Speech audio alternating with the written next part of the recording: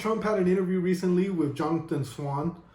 It was pretty much a train wreck from the beginning to the very end, not sugarcoating it. He had maybe out of the whole 30 minutes, 2 to 3 minutes that were decent, but he was pretty much constantly screwing up. He was just fumbling over himself.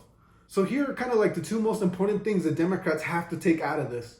One, they have to keep Trump off balance. Throughout the interview, he asked him a bunch of questions and tons of follow-ups. Huge credit for Swan, the only guy who actually demanded follow-ups. He didn't just let Trump go off in tangents. Trump did go off in tangents, but Jonathan Swan was really good about dragging him back to the original questions, not something a lot of reporters are good at. And that kept Donald Trump off balance. He couldn't go on these long rants. He couldn't get that momentum that he uses at his rallies.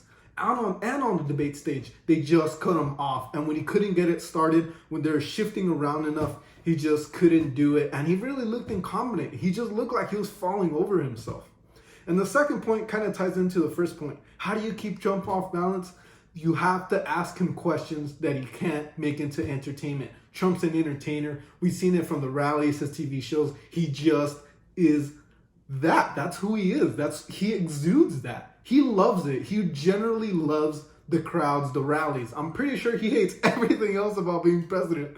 But put him in a rally and he does a good job. But the two things that I picked up that he really can't make fun of or can't really entertain is race relations with the George Floyd. There's no real way to spin it. The pandemic. There's very little things that he can make that really are funny, and you could tell when he can't make funny, he can't do the entertainment, he stalls, he starts losing off balance, he loses his edge, he starts fumbling over himself.